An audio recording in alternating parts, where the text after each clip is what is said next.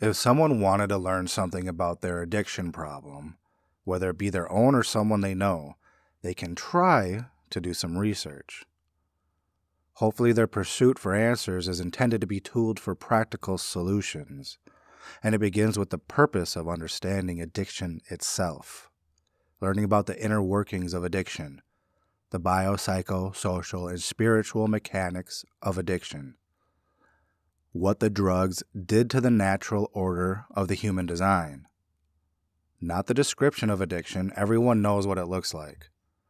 Not the definition of addiction, everyone has a supercomputer dictionary in their pocket. And not even the available treatments for addiction, because that still does not educate on how addiction actually works. I'm talking about how addiction sinks its hooks in biologically, psychologically, socially, and spiritually. I said what I just said very carefully because I'm about to read what the leading authority has to say about addiction. I will not say its name, it's easy to find. Keep in mind that there are two reasons someone might stumble upon what I'm about to read and comment on. Either they need to do a report for school, which means they are probably presenting it and therefore teaching it to others, or they are desperate for information that will help them better understand addiction for the purpose of defeating it, making it go bye-bye. Now, this is a thinker. While you are listening, please remember that the information presented by this institute should be educational because the title of it is Understanding Drug Use and Addiction. This was written by the top brass on the topic of substance abuse. Let's see what they have to say on the matter. You be the judge of whether it would ever help anyone understand how to fix their problem. And I promise, after I'm done bashing this, I will talk about the pros. There is some good. Here's what they wrote. Many people don't understand why or how other people become addicted to drugs. They mistakenly think that those who use drugs lack moral principles or willpower and that they could stop their drug use simply by choosing to. Comment. Right off the bat, that was a double statement. But one would require a whole nother speech to explain it, so I'll just make one for it later. So let's just keep it moving. In reality, drug addiction is a complex disease and quitting usually takes more than good intentions or strong will. Drugs change the brain in ways that make quitting hard even for those who want to. Comment. A better word would be that drugs infiltrate the brain's design because your brain is always changing. Continue. Fortunately, researchers know more than ever about how drugs affect the brain and have found treatments that can help people recover from drug addiction and lead productive lives. Comment. None of that is necessarily a lie, but notice right where it led to.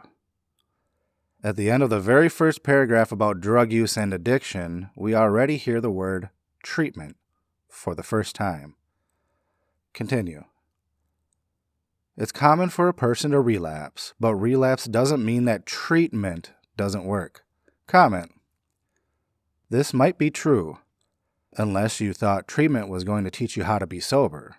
Then by definition, it didn't work. Continue. As with other chronic health conditions, treatment should be ongoing and should be adjusted based on how the patient responds.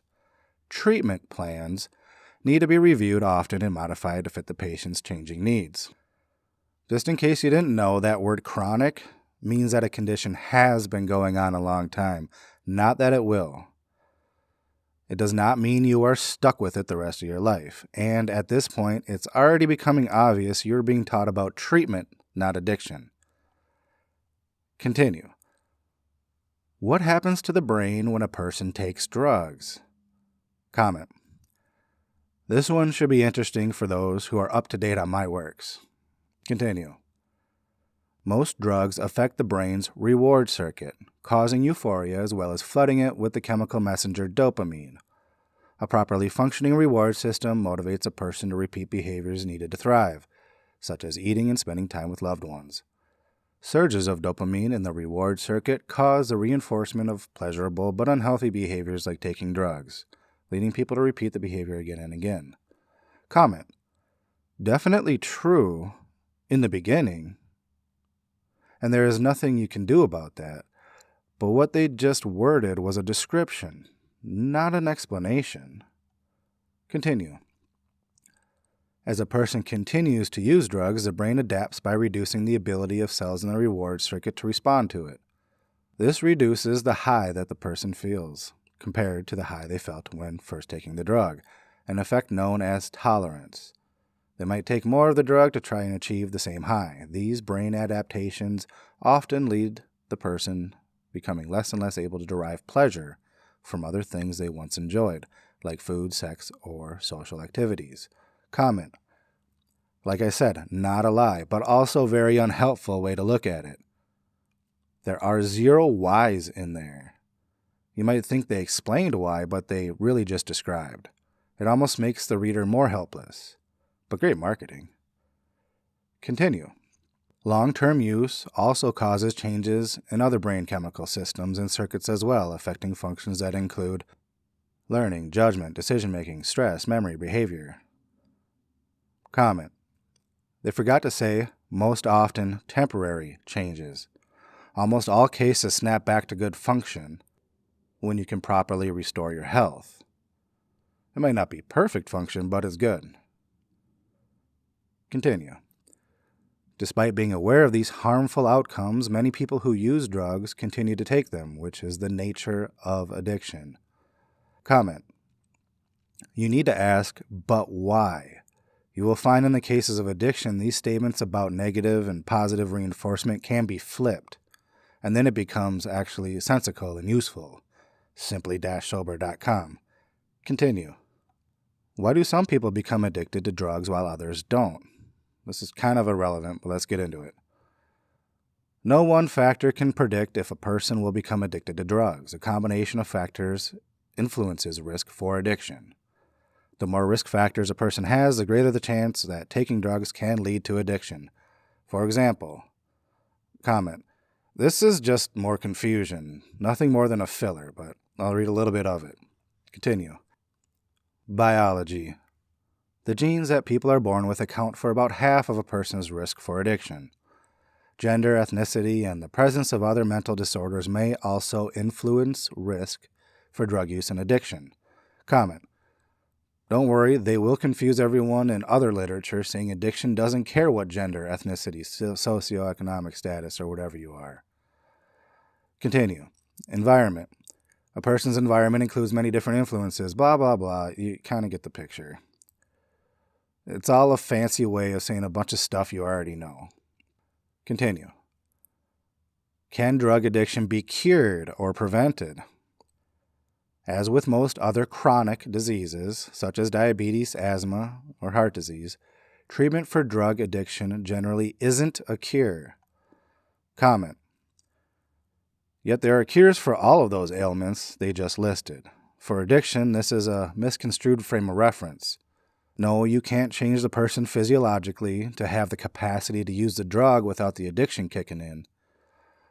But you can be cured in the respect of the medical definition of the word cure. It's an interesting one. For the sake of time, I urge you to look it up and then put it into context. You know what? Let's take the time on this one. Remember, their own statement, treatment for drug addiction generally isn't a cure. I'll read all the medical definitions just to be thorough. Cure. The successful treatment of a disease or wound. A system of treating diseases. A medicine effective in treating a disease. To heal, to make well. A restoration to heal, or to health. Restoration of health. Recovery from disease. A method of or course of treatment used to restore health. An agent such as a drug that restores health, a remedy. To restore a person to health. To effect a recovery from a disease or disorder. Continue. However, addiction is treatable and can be successfully managed. Comment. By never-ending treatments. Continue. People who are recovering from an addiction will be at risk for relapse for years, and possibly for their whole lives. Research shows that combining addiction treatment medicines, comment, because now they have pills to sell you to make it look like something is working for a few months. Continue. With behavioral therapy ensures, comment, that you remain clueless about how addiction works. Continue. The best chance of success for most patients. Comment. And there are many, many definitions of that word success. Continue. Treatment approaches tailored to each person's drug use patterns and any co-occurring medical, mental, and social problems can lead to continued recovery. Everything leads to continued recovery. Continue. More good news is that drug use and addiction are preventable. Results from the NIDA-funded research have shown that prevention programs involving families, schools, communities, and the media are effective for preventing or reducing drug use and addiction. Comment.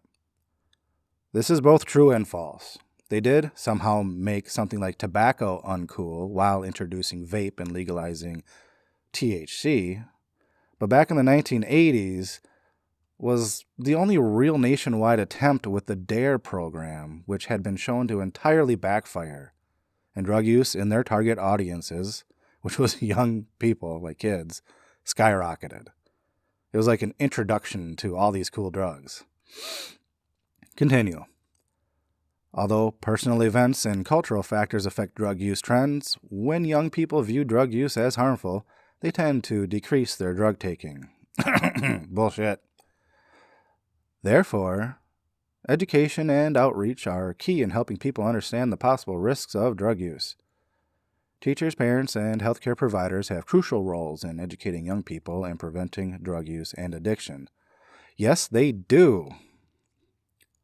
They do have a crucial role. Are they teaching them about addiction? And that's it. So, class, what do we learn about addiction today? Absolutely nothing you didn't already know. But because you already didn't know very much, go ahead and buy our $30,000 plus treatment, and when you slip and have a relapse within a few months of leaving, come on back for another. Statistics and research shows great progress after you do this like 5 or 7 times, if you make it that long. All in all, what these people are saying is like, nah, we aren't going to just give any useful knowledge away. You need to go to treatment for that. Which is fine if someone comes out of treatment knowing what should be known about their ailment, but they don't. They come out knowing little more than what you have just heard. Let me tell you how professional liars lie. It's the oldest trick in the book. Make it wordy to fill the mind with too much to sort out. It's harder to read between the lines this way and tell them 98% of the truth. Leave out that 2% that would be the deal breaker. What we have here is the hypothetical equivalent of going to an electric car dealer. The salesperson tells you about all the awesome bells and whistles about the vehicle, but leaves out that main and most expensive component, that the battery might die after 9 months. Purchase as is, no refunds. They never needed to lie directly. Clean karma. It's not their fault you didn't know more about this product. But I'll give these guys the benefit of the doubt. Maybe they didn't really talk about the mechanics of addiction here because they were saving it for their page about treatments. So I'll dissect that in the next episode. But as promised, treatment is good for a few things, and here they are. Removing the addict from their old using environment and putting them in a place of structure and supervision, albeit surrounded by addicts, 80% of which are simply there for purposes other than achieving sobriety, and providing a place to practice with tools for betterment, if they so choose to take it seriously. Treatments provide any necessary medical attention, prescriptions, talk therapy sessions, blood pressure, diabetes, and so on. They provide resources for a life reboot, if you need to restart your life or something and get on your feet. Housing, ongoing treatment, and applications for whatever resources, food stamps you might need, etc. And it provides time and space to work on yourself outside of daily distractions and stressors and overwhelming responsibilities. Kind of a vacation from your daily stressors. And those are all very helpful.